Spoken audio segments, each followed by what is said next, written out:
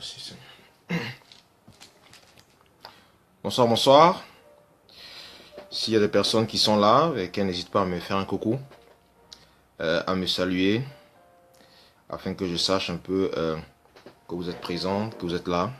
Voilà, n'hésitez pas à me faire un petit coucou, à me saluer, me signifier votre présence, afin que ensemble on puisse commencer vraiment ce moment de live, ce moment où on va ensemble.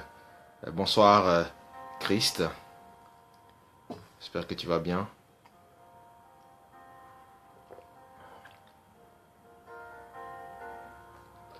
S'il y a d'autres personnes qui sont là, n'hésitez pas à me saluer.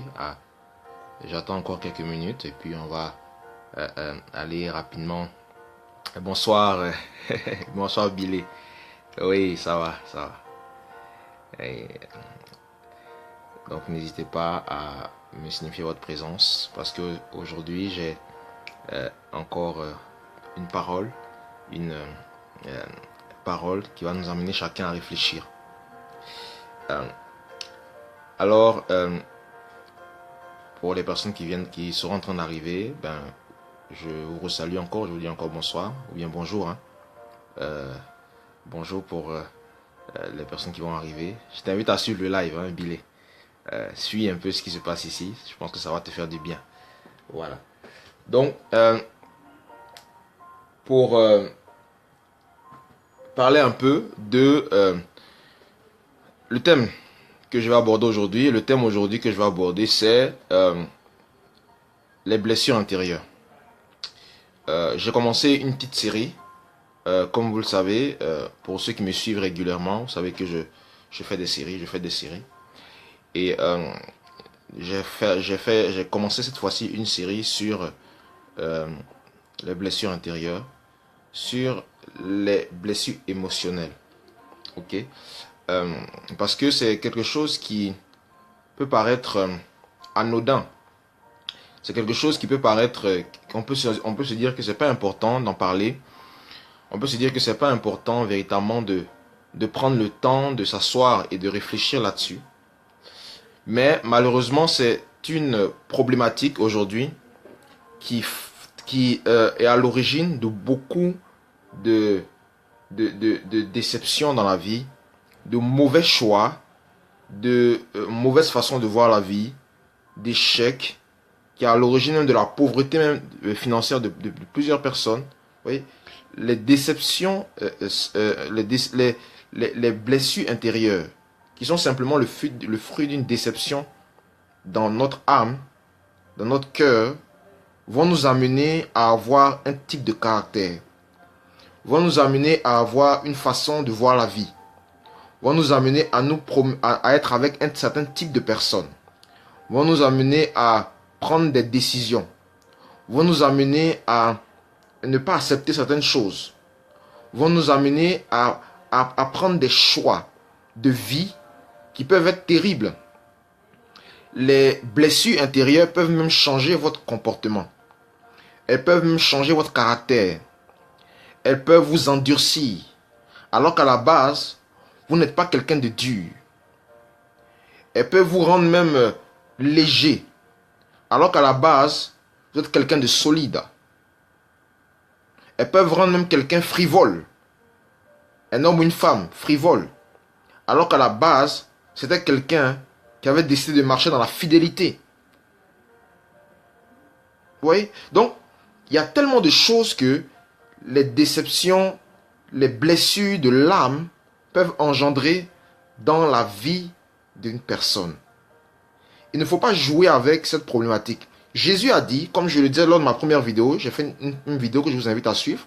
Elle est sur YouTube aussi normalement. Je parlais d'être honnête avec soi-même. Parce que dans le processus de la guérison intérieure, il faut être honnête avec soi-même. Il ne faut pas être dans les faux semblants. Il ne faut pas montrer un rôle aux gens. Il ne faut pas jouer on n'est pas dans un film, vous n'êtes pas un acteur et vous n'avez rien à produire. Vous n'êtes pas un acteur d'une série, d'une science-fiction, d'une comédie, non. Il s'agit de votre vie, alors il faut être honnête devant le Seigneur. Vous n'avez pas à jouer un rôle devant Dieu. Voilà. Vous n'avez pas à jouer un rôle devant Dieu. Dieu n'est pas un client. ou bien un consommateur, un spectateur, devant lequel vous devez jouer et jouer un rôle, devant lequel vous devez démontrer des choses. Parce que Dieu, vous n'avez rien à lui démontrer, parce que c'est lui qui vous a créé. Donc Dieu connaît votre cœur. Dieu vous connaît. Il sait qui vous êtes. Donc il n'y a rien à démontrer devant Dieu. Il n'y a rien aussi à chercher à montrer aux hommes. Parce que ces hommes-là ne sont pas dans l'intimité de votre chambre. Lorsque vous pleurez sur cette blessure, lorsque vous êtes mal, lorsque vous avez l'impression qu'il y a quelque chose en vous qui n'arrive pas à sortir, ces hommes-là ne sont pas avec vous, voyez-vous. Et ces hommes-là ne peuvent pas vous guérir. Donc, il n'y a rien à démontrer, il n'y a rien à chercher à cacher, il n'y a pas de semblant à voir. Parce que c'est vous-même qui perdez votre temps. C'est vous-même qui vous séduisez. C'est vous-même qui êtes en train de bloquer votre destinée. Oui. C'est ça. Oui. Comme tu dis, Christ, voilà. On ne peut pas se montrer tel qu'on l'en est. C'est ça le problème, c'est qu'il faut se montrer tel que l'on est. Devant Dieu, il faut se montrer tel que tu es. Il faut qu'on se montre tel que nous sommes. Parce que Dieu est le Dieu de la vérité. Dieu travaille dans la transparence. Dieu n'est pas dans la comédie. Dieu n'est pas dans les faux semblants. Jésus a parlé aux pharisiens, il a dit, vous êtes des tombeaux blanchis. Ça veut dire qu'à l'intérieur de vous, vous êtes morts. Mais vous montrez aux gens une apparence de gens pieux, une apparence de gens spirituels, une apparence de gens qui connaissent Dieu. Alors qu'au fond de vous, Dieu même vous a oublié. Comprenez? Vous êtes morts, vous n'avez pas de vie. Et c'est ça, c'est ce... Bonsoir Rosie, c'est ça, c'est ce piège, cette séduction qu'on doit éviter. Ok. Qu'on doit éviter. Alors, j'ai parlé de ça dans la première vidéo, sortie des faux semblants et des apparences, que vous pourrez regarder sur ma page Facebook et puis sur mon compte YouTube, Franck Kwame. Voilà. Donc, aujourd'hui,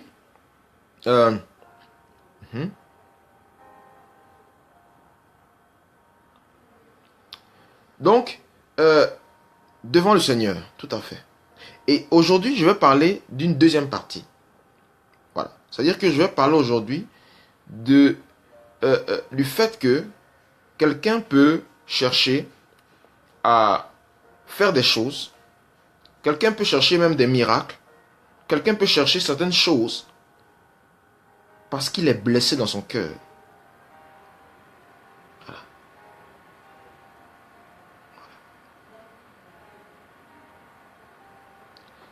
C'est ça. C'est-à-dire que il y a des gens qui font des choses pour poursuivre dans ce live, qui font des choses, mais qui ne le font parce que ils ont été blessés. Parce que la vie, parce que les gens les ont humiliés, parce que les gens n'ont pas cru en eux, parce que les gens les ont détruits, on va dire émotionnellement, alors ils vont vouloir faire des choses, ils vont vouloir des miracles avec Dieu, ils vont vouloir faire des choses, ils vont vouloir créer des choses, parce qu'ils sont blessés. Et ça, c'est quelque chose qui est très subtil, qui est difficile à déceler. Mais par la grâce du Saint-Esprit, vous pouvez véritablement savoir ou voir dans une personne quelles sont ses véritables motivations. Parce que vous savez, lorsque quelqu'un est en train de faire des choses parce qu'il a été blessé, en fait, il veut prouver quelque chose à quelqu'un. Il veut prouver qu'il a de la valeur. Il veut prouver qu'il peut faire. C'est vrai que ce qu'il peut faire paraît bien. Ce qu'il fait peut être une bonne chose. Mais si la motivation derrière, elle est mauvaise, elle vient d'un cœur blessé, en fait, il est en train de passer à côté du but. Et ça, on doit faire très attention à cela, en fait. On doit faire très attention à cela. Vous allez prendre, par exemple, quelqu'un qui va faire ces choses. C'est quelqu'un qui fait les choses pour prouver aux autres que lui, il peut réussir. Pour prouver aux autres que il s'en est sorti dans la vie. Pour prouver aux autres que il a réussi à se marier alors que les gens avaient dit qu'il n'allait jamais se marier. Ou bien une femme qui n'allait jamais se marier, elle a réussi à se marier. Ou bien quelqu'un qui ne pourrait jamais construire une famille, il a réussi à avoir une famille. Et la personne est toujours en train de faire des choses par rapport à ça. Et elle va dire, voilà, aujourd'hui les gens vont savoir que moi aussi je peux. Vous voyez, ça, c'est une phrase qui dénote très souvent un problème de guérison à l'intérieur de son cœur. Un problème de blessure intérieure. En fait, il agit par rapport aux gens. Pour prouver aux gens. Donc c'est comme si ton identité est paramétrée par rapport aux gens. Oui. En fait, c'est pas facile à comprendre, mais le Seigneur peut nous aider à comprendre ça. La personne fait des choses pour prouver aux gens qu'elle peut. Donc, quand elle fait ça, de façon inconsciente, elle fonde son identité. Elle veut démontrer son identité par rapport aux gens. Et non par rapport à Dieu. Et non par rapport à elle-même. Donc, par rapport à ça, il y a un problème de blessure intérieure, de guérison dans son cœur, qu'elle traîne pendant longtemps. Et vous allez voir, les gens vont dire, oh, mais vraiment, c'est magnifique, les gens vont applaudir, c'est formidable et tout. Mais derrière, c'est la blessure qui a engendré ça. Et tant que la blessure n'est pas guérie, tant qu'elle n'a pas été cicatrisée, tant qu'elle n'a pas été véritablement traitée par le Seigneur, la personne va traîner ça dans son cœur. Et son identité sera en fonction des autres. De ce que les gens doivent voir de lui. Vous savez, une réussite sociale peut être voulue pour combler une blessure intérieure. Ok? Pour combler un besoin de reconnaissance. C'est ça, voilà, je cherche le mot. C'est le besoin de reconnaissance. Est-ce que vous suivez, les amis?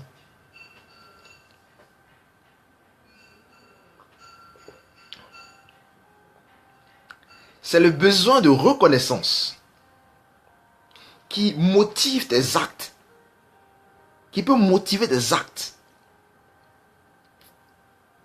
Ce n'est pas le besoin d'impacter son environnement, d'être une bénédiction pour les autres. Voici des vraies motivations. Voilà, on sait qu'on a un don, on a un potentiel, on veut l'apporter pour changer la vie des gens. On veut l'apporter vraiment pour transformer la vie des gens. On sait qu'on a une solution. On sait qu'on a un arbre, comme je l'ai dit la dernière fois, on a un arbre qui doit porter. Voilà, là on doit donner, on a donné. Tu dois donner parce que tu veux véritablement voir la vie des gens changer. Tu es chrétien, tu veux vraiment que le Seigneur vraiment puisse toucher les gens. Tu sais que Dieu t'a donné un don, un talent, un potentiel pour que son royaume avance. Donc tu es là pour ça. Mais ça, ce sont des motivations, des motivations bonnes. Mais lorsque ta motivation, c'est vraiment de montrer aux gens que toi aussi tu peux. De montrer aux gens que toi aussi tu es là, tu es dans la place. De montrer aux gens que toi aussi Dieu peut te bénir. Attention. C'est que là derrière, il y a un problème de guérison intérieure. Mes chers amis, vous savez, dans la vie, j'ai appris par la grâce de Dieu à discerner les motivations par la grâce du Seigneur. C'est ça le discernement. C'est pas seulement voir des démons, non. Le discernement, c'est voir quel est l'esprit qui est derrière. C'est cette capacité-là. Le discernement. Qu'est-ce qui est derrière ce qui peut être beau, ce qui peut être joli? Quelles sont les fondations? Est-ce que ce sont des fondations avec de l'or? Ou bien ce sont des fondations sur du sable? Pourquoi tu veux à tout prix réussir? Pourquoi tu veux à tout prix impacter? Est-ce que c'est parce que dans ton enfance, vous savez, c'est pas facile à comprendre, mais je sais que vous allez comprendre, que les gens vont comprendre. Parce que ça demande d'être honnête avec soi-même. Ça demande vraiment d'aller à l'intérieur de nous-mêmes. C'est de l'honnêteté spirituelle et intellectuelle. Pourquoi tu veux te marier, par exemple? Pourquoi tu veux monter cette entreprise? Pourquoi tu veux avoir tant d'argent? Pourquoi tu veux construire telle ou telle chose? Est-ce que c'est parce que dans ton enfance, les gens ont préféré quelqu'un au lieu de toi? Parce que, et ça je parle de ça, hein, dans mon livre, Sorti de la guérison, sorti du passé et entrer dans la guérison divine, j'en parle en profondeur. Est-ce que c'est parce que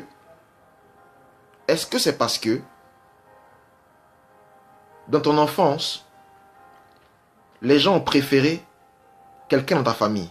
Tu es dans une famille et les gens ont toujours dit de bonnes paroles à telle personne. Et les gens à toi, on disait que tu ne vas jamais réussir. Tu es bête, il n'y a rien dans ta tête, tu n'écoutes jamais, tu es ceci, tu es cela. Et ça a injecté les choses en toi, ça a injecté des choses dans ton âme. Et il y a des gens qui veulent réussir même dans leur propre famille pour montrer qu'ils sont intelligents, pour montrer à leur famille qu'eux aussi ils peuvent, pour montrer, voilà, vous voyez. Ça, derrière, c'est une blessure. Il y a des gens qui conditionnent leur réussite pour montrer qu'ils peuvent. Oui. Mais c'est pas facile de voir ça en fait. Parce que dans leur enfance, on n'a pas créé en eux. On les a humiliés dans leur famille, ou bien au milieu de leurs amis. Et ils veulent montrer qu'eux aussi, ils peuvent.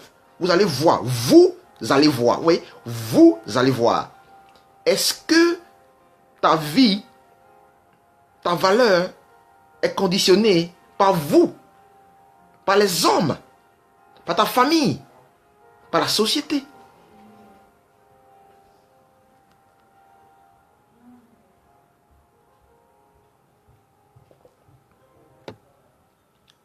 Est-ce que vous voyez? Et on va lire un passage biblique qui va beaucoup nous aider à ce sujet-là. On va lire ce passage biblique. 1 Samuel 1. Premier livre de Samuel, au chapitre 1. Vous allez voir l'histoire de Anne et de son mari. Anne, c'est la mère du prophète Samuel. C'est l'un des plus grands prophètes, vraiment. C'est l'un des plus grands prophètes. Un prophète majeur, un prophète qui a marqué sa génération. La Bible dit qu'aucune parole de Samuel ne tombait par terre. Voilà. Et voilà comment sa mère va l'enfanter. Et il y avait un homme de Ramathaïm Sophim, de la montagne d'Éphraïm. Et son nom était Elkana, fils de Jérokam, fils d'Éliu, fils de Tohu, fils de Tsouf, Éphratien. Et il avait 2 femmes.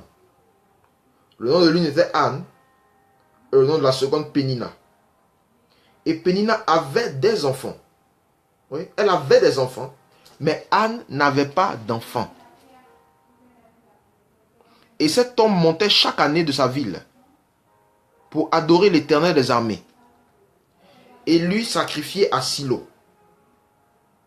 Et là étaient les 2 fils d'Élie, Ophni et Phinehas, sacrificateurs de l'Éternel. Et il arriva que le jour où l'Éternel sacrifia, où Elkana sacrifia, il donna des portions à Pénina sa femme et à chacun de ses fils et de ses filles. Mais à Anne, il donna une portion double, car il aimait Anne, mais l'Éternel avait fermé sa matrice. Et son ennemi la chagrinait aigrement, afin de la pousser à l'irritation, parce que l'Éternel avait fermé sa matrice. Et Elkana faisait ainsi d'année en année. Chaque fois qu'elle montait à la maison de l'Éternel, Pénina la chagrinait. Chaque fois qu'elle montait à la maison de l'Éternel, Pénina la chagrinait ainsi. Et elle pleurait et ne mangeait pas. Et Elkana, son mari, lui dit: Anne, pourquoi pleures-tu? Et pourquoi ne manges-tu pas? Et pourquoi ton cœur est-il en chagrin? Est-ce que je ne vaux pas mieux pour toi que 10 fils? Et Anne se leva, après qu'on eut mangé à Silo, et après qu'on eut bu. Et Élie le sacrificateur était assis sur un siège près de l'un des poteaux du temple de l'Éternel. Et elle avait l'amertume dans l'âme. Oui, elle avait l'amertume dans l'âme. Son cœur... Bonsoir Sandrine, pas de problème.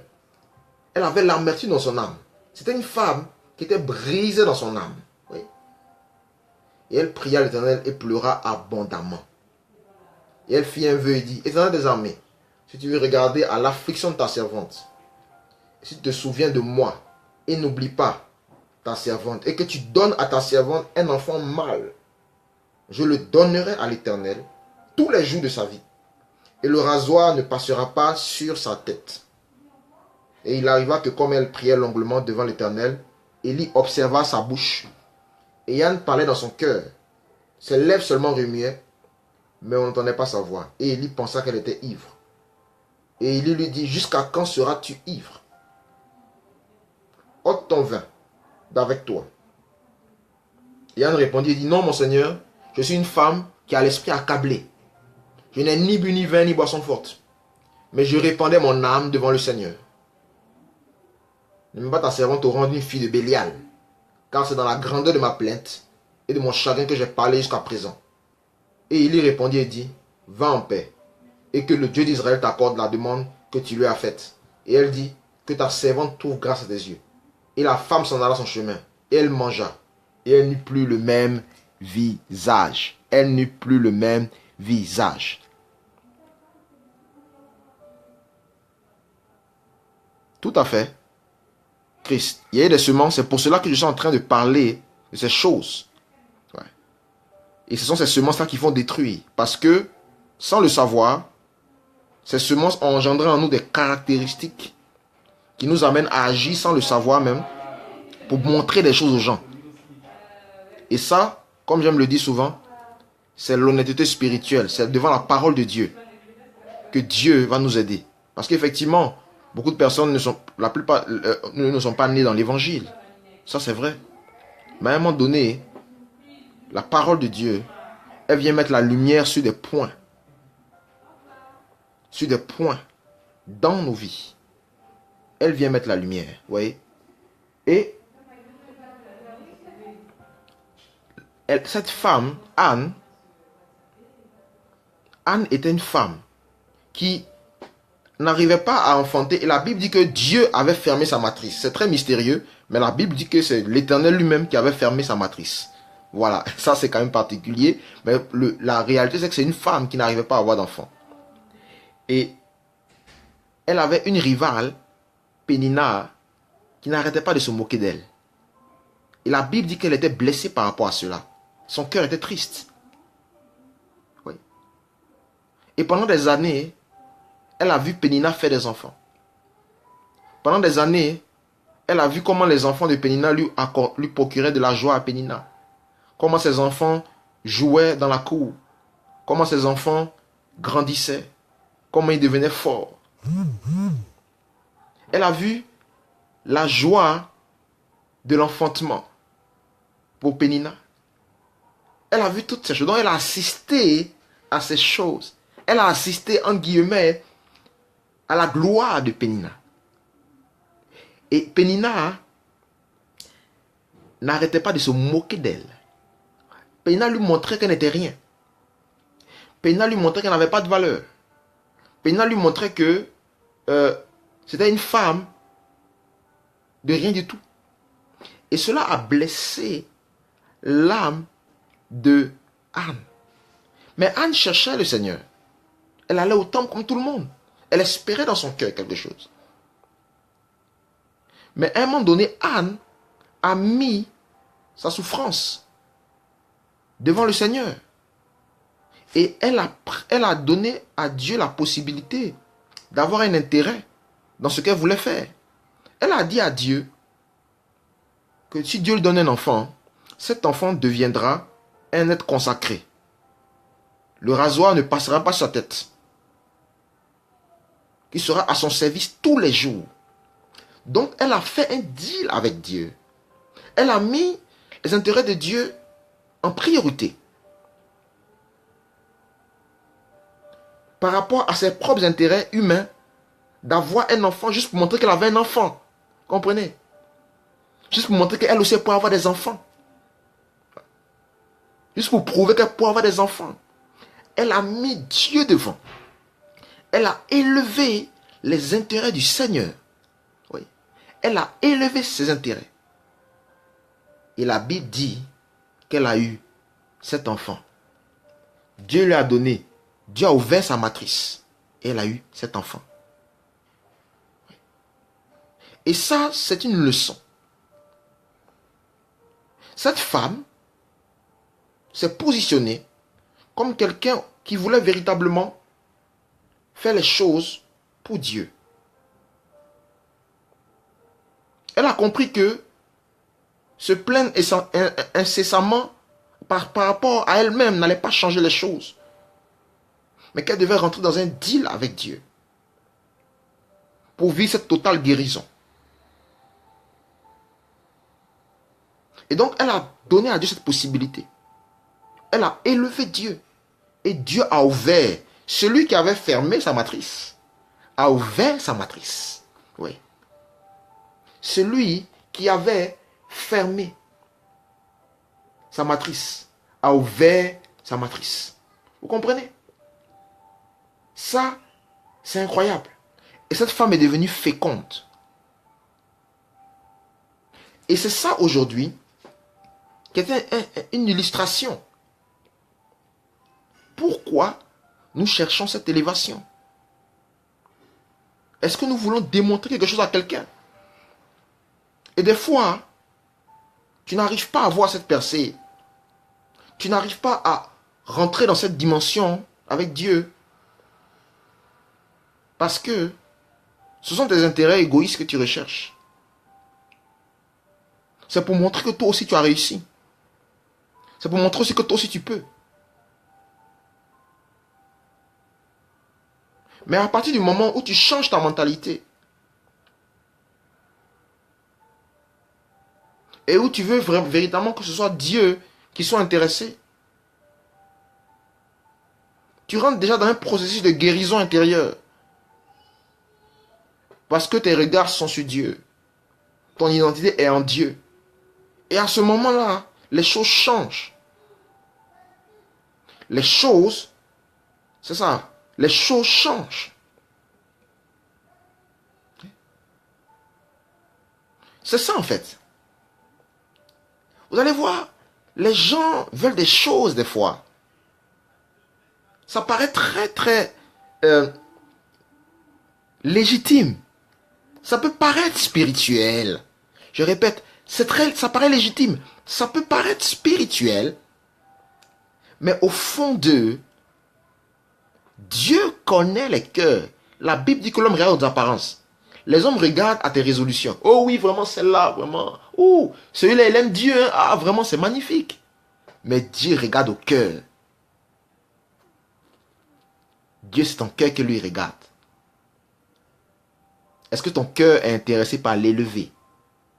Est-ce que dans ton cœur, c'est le désir d'être connu?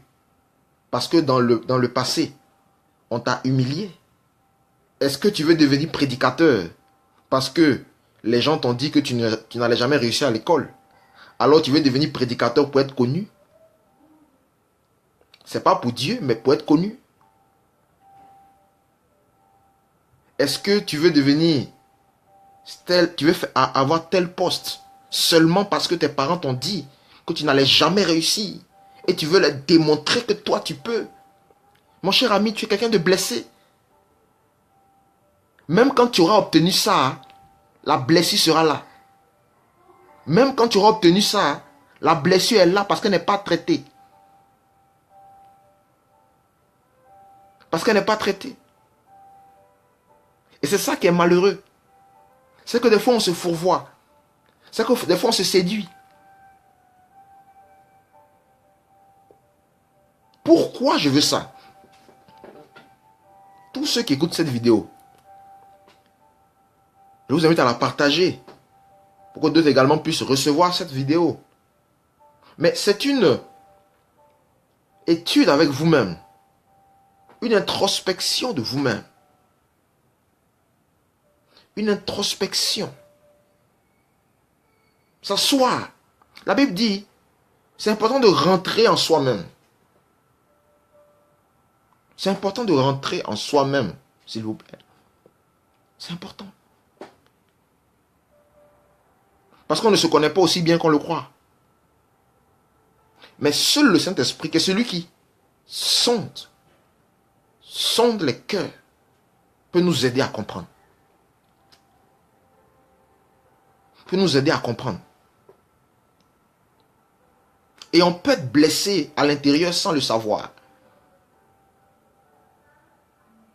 On peut faire des choses qui sont motivées par des frustrations intérieures.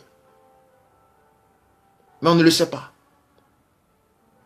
Et les gens vous acclament. Oh, tu es magnifique. Vraiment. Tu es quelqu'un de spécial. Mais derrière, il y a une blessure. Il y a quelque chose qui est là. Et seul le Saint-Esprit peut nous aider à répondre à ces questions. À la lumière de la parole de Dieu. Je dis, le Saint-Esprit peut nous aider à répondre à ces questions. À la lumière de la parole de Dieu. Vous voyez? Et ça, ce sont des choses qui sont importantes. Là, je suis en train de vous parler de quelque chose de consistant. Ce n'est pas quelque chose à prendre comme ça en 2 minutes. Cette femme a mis le Seigneur devant. Elle a commencé, sa mentalité a été renouvelée. Elle, qui voulait les choses pour elle, a commencé à comprendre que ce n'était pas le plus important.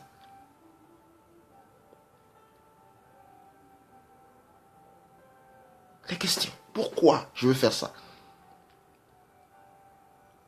À qui est-ce que je vais démontrer quelque chose? À qui est-ce que je vais démontrer quelque chose? C'est une réflexion qui nous aide à sortir. Comme je le dis, sortir. Le thème de ce live, c'est sortir du passé. Sortir du passé et entrer dans la guérison intérieure divine. C'est ça le thème de ce live, mes amis. C'est de ça que nous parlons ici.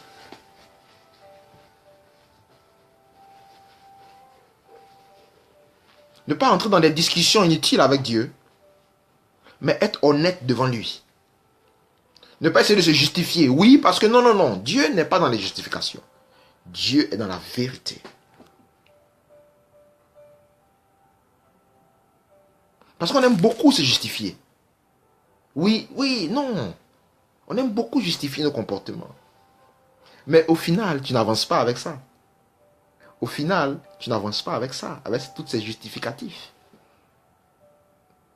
Tu n'avances pas. Mais à un moment donné, il faut être honnête devant la parole.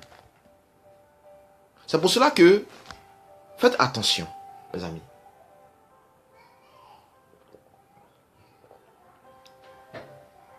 La Bible dit que c'est lui qui pèse. Il pèse nos cœurs. Il connaît les intentions de l'homme.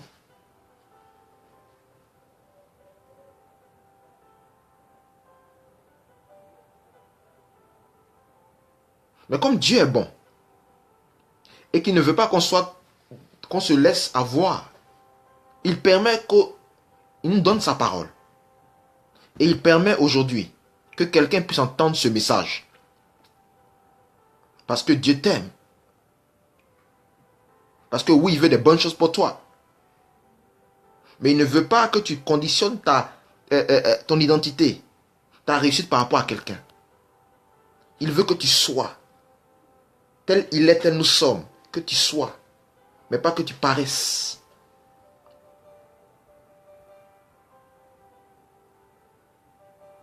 Il y a une différence entre être et paraître.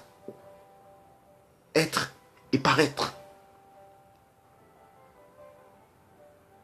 tel il est, tel nous sommes dans le monde. Et c'est ça qui est magnifique avec le Seigneur.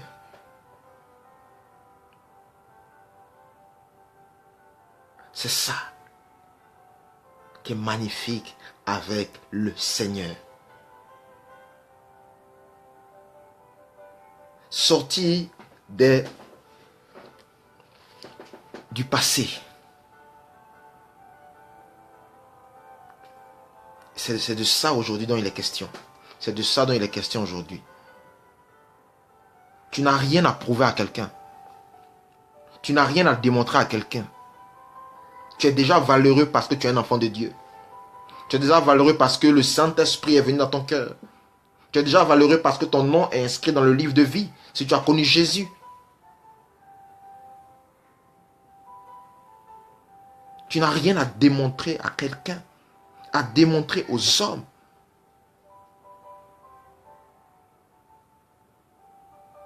Tu as déjà de la valeur.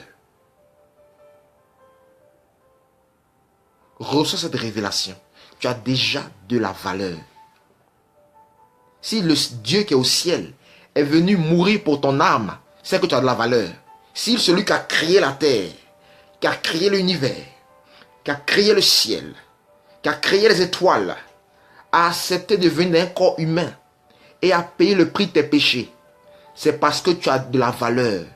Ta valeur est supérieure à tout ce qui est sur la terre. Rien de ce qui est dans ce monde n'a la valeur d'une âme. Rien de ce qui est dans le monde n'a la valeur d'une âme. Tu as de la valeur. Le Créateur est venu pour toi. Donc une fois que tu as compris ça, tu n'as rien à démontrer à quelqu'un. Tu n'as rien à prouver. Et tu dois balayer ces choses dans ton cœur. Même si cette famille te dit, regardez celui-là. Il est dans ce truc avec Dieu. On va voir s'il va réussir. Ne cherche pas à réussir pour leur montrer quelque chose. Mais cherche véritablement à accomplir ce que Dieu a dit sur ta vie, c'est tout. Afin que le monde soit béni. C'est ça en fait. Et des fois même les chrétiens veulent réussir pour montrer quelque chose dans leur famille. Non. Oui, c'est sûr qu'en voyant ce que Dieu fait dans ta vie, ils seront touchés. Mais ne le fais pas parce que tu veux leur montrer quelque chose. Parce que là, c'est toi qu'on va voir et non Christ. C'est toi qu'on verra et non le Christ. Mais si toi on te voit, ça ne change pas les gens. Mais c'est quand on voit le Christ que les gens sont changés.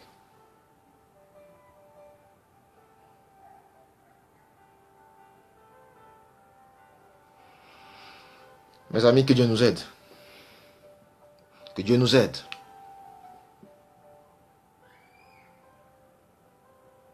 C'est pour cela que j'ai pris le temps d'écrire véritablement sur la guérison intérieure. J'ai pris le temps d'écrire là-dessus sérieusement. Et de parler de tellement de situations, tellement de circonstances.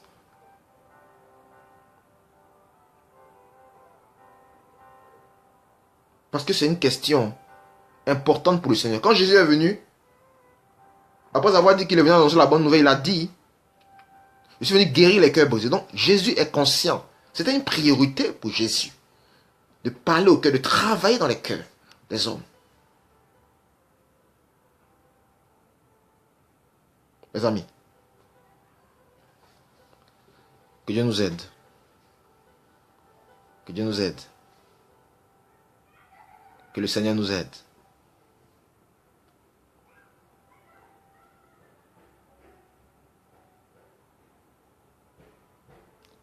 C'était vraiment ce message que je voulais partager ce soir. Je voulais partager ce message simple. Pourquoi tu recherches cette bénédiction? Ne vis pas par un beau gens. Tu as déjà de la valeur parce que Dieu est avec toi. Dieu est en toi. Parce que le Créateur du ciel et de la terre est venu mourir à la croix pour toi. Donc tu as de la valeur. Tu n'as rien à démontrer aux gens.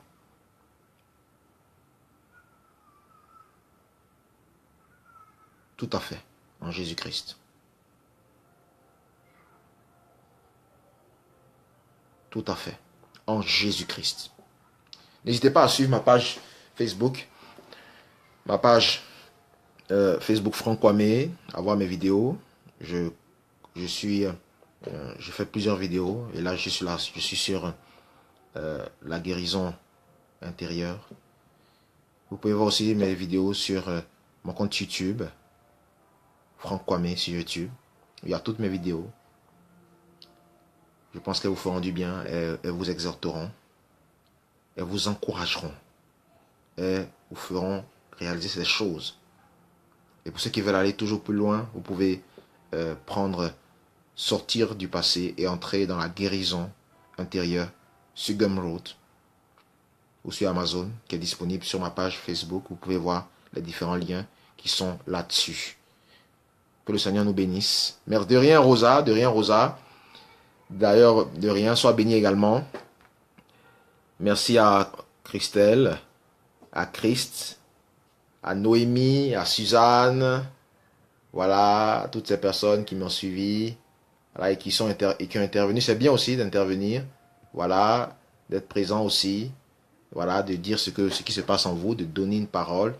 Voilà, de rien vraiment, c'est un plaisir pour moi de le faire. N'hésitez pas à partager la parole parce que vraiment c'est ça, que la parole touche, que la parole transforme.